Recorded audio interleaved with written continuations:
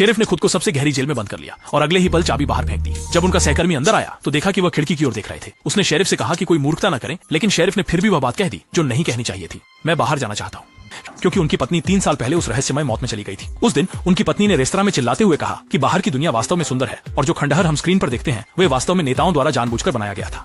इसका उद्देश्य लोगों को यहाँ कैद में रखना था ताकि कभी बाहर जाने की सोच न आए। लेकिन जब उसने देखा कि कोई प्रतिक्रिया नहीं हुई तो उसने वह वर्जित शब्द कह दिया।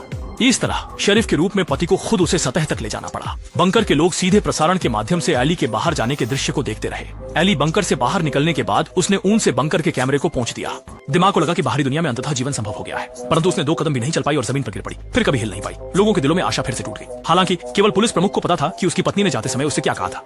अगर बाहरी दुनिया में जीवित रहा जा सकता है तो वह कैमरा पहुंचकर वापस आ जाएगा, इसलिए उसकी मौत के पीछे जरूर कोई और वजह है। सच का पता लगाने के लिए पुलिस अधीक्षक ने भी वह वाक्य कहा जिसे कि वह बाहर जाना चाहता है। इसी तरह मेयर ने उसे एक सुरक्षा सूट पहनाया और उसे बाहर भेज दिया। उसने लंबी सीढ़ियां पार की और सतह की ओर गई, लेकिन जैसे ही बंकर का दरवाजा खुला वह बाहर की दुनिया से गंभीर रूप से चौंक गई। सतह की दुनिया वास्तव में उसकी पत्नी के कहे के जैसी थी। चारों ओर सुगंधित पुष्प और पक्षियों की चहचहाहट और यहाँ तक कि पक्षी आकाश में उड़ रहे थे। वह बंकर के अंदर के लोगों को भी बताना चाहती थी कि वह कहाँ है। सत्य जानने की कोशिश में वह जान की बाजी लगाकर उल्टा भागा और बंकर के कैमरे पर लगी धूल को ऊन से पहुंचा। हालांकि बंकर की बड़ी स्क्रीन पर एक बिल्कुल विपरीत दृश्य दिखाई दिया। लोगों ने देखा कि पुलिस प्रमुख भी उसी खंडहर में पहुंच गया। जैसे जैसे पुलिस प्रमुख अपनी पत्नी के शव के पास जाता, हर कुछ कदम पर उसे चक्कर आने लगते। पुलिस प्रमुख को संदेह हुआ कि असली जहर शायद उसके अपने सुरक्षात्मक सूट के अंदर छिपा है, इसलिए उसने कुछ ऐसा किया जो पहले कभी किसी ने नहीं किया था।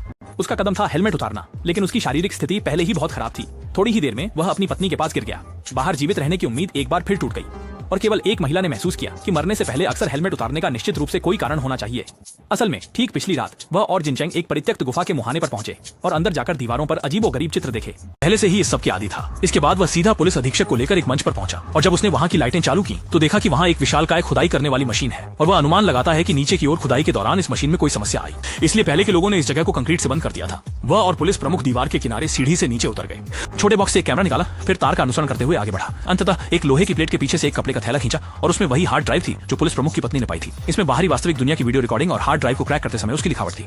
पुलिस प्रमुख ने यह देखा तो तुरंत सभी चीजों को लेकर नष्ट करने की कोशिश की, लेकिन वह तैयार नहीं हुआ। वह चिल्लाकर कहने लगा कि अगर पुलिस प्रमुख ने अपनी पत्नी की बात सुनी होती तो शायद वह नहीं होता। जब ये सुना तो पुलिस प्रमुख तुरंत चौंक गया, क्योंकि उसकी पत्नी हमेशा उसके दिल का दर्द थी। पुलिस प्रमुख हिचकिचाया। उसने जूलियट से कहा कि वह बाद में सावधानी से कार्य करे, क्योंकि एक बार यह प्रबंधकों को पता चल जाए तो वे सभी मौत की सजा पाएंगे। ये कहकर वह हार्ड ड्राइव और उसका क्रैकिंग लेकर चला गया। इसके बाद उसे खबर मिली कि पुलिस प्रमुख को निर्वासित कर दिया गया है और फिर वह तुरंत इस मंच पर आ गया। उसे नहीं पता था कि पुलिस प्रमुख ने उसे निचले हिस्से के नीचे के रास्ते के बारे में छिपा कर रखा था। वह यहाँ यह जानने की कोशिश करने आया था। असल में यह हिस्सा पहले से ही पानी में डूब चुका था। उसे हमेशा गहरे पानी का डर रहता था, लेकिन ऐसी बड़ी घटना के कारण वह इस समय इसकी परवाह नहीं कर सका। उसने रस्सी को अच्छी तरह से बांध दिया और माथे की लाइट से रोशनी करके धीरे धीरे नीचे उतरने लगा। हवा में अधिक तनाव के कारण माथे की लाइट सीधी नीचे गिर गई, इसलिए उसे अंधेरे में थोड़ा थोड़ा करके नीचे जाना पड़ा। जब वह पानी की सतह के करीब था तब सीलिंग वाले क्षेत्र का जनरेटर अचानक खराब हो गया। जनरेटर का प्रभारी होने के नाते वह तुरंत लौट आया। उसने देखा कि एक प्रशिक्षु अंदर जाकर उसे ठीक करने वाला था, लेकिन एलिस ने उसे तुरंत रोक दिया। सामने वाले ने कोई हरकत नहीं की, उसे एक मुक्का मारकर जमीन पर गिरा दिया। जनरेटर की आपातकालीन समस्या हल होने के बाद बॉस ने मुझसे सीधा संपर्क किया। जूलियट ने उसे शराब पीने और हैंगओवर के कारण 2 घंटे काम से गायब रहने के लिए दोषी ठहराया और उसके बहुत प्रशंसा करने वाले प्रशिक्षु को मारने पीटने के लिए भी। लेकिन उसने इस समय एक बहुत गंभीर बात कही।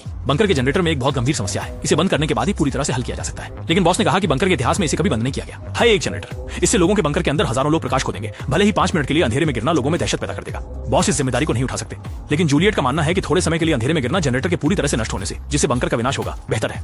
अच्छा करने के लिए अंतिम आदेश को शीर्ष स्तर पर प्रदान करें। वे केवल जनरेटर की सरल मरम्मत जारी रख सकते थे। इसी समय जनरेटर में अचानक उच्च वोल्टेज आ गया, जिससे पूरा भूमिगत स्तर जोर से हिलने लगा और संयोग से मेयर ठीक उसी समय वहां पहुंचे जब उन्होंने जनरेटर में गड़बड़ी के बारे में जाना। अनुभवी जूलियट तुरंत जनरेटर के अंदर गई और उसकी मरम्मत की। सौभाग्य से जूलियट की मरम्मत के बाद जनरेटर को सामान्य दबाव में वापस लाने में सफलता मिली और जूलियट के सामान्य संचालन को मेयर ने देखा और स्वीकृति मिली। मेयर ने तुरंत फैसला किया कि जूलियट को शेरिफ का पद विरासत में मिलना चाहिए और उसे नया शेरिफ बनाना चाहिए, लेकिन जूलियट ने बिना सोचे समझे इस अनुरोध को ठुकरा दिया।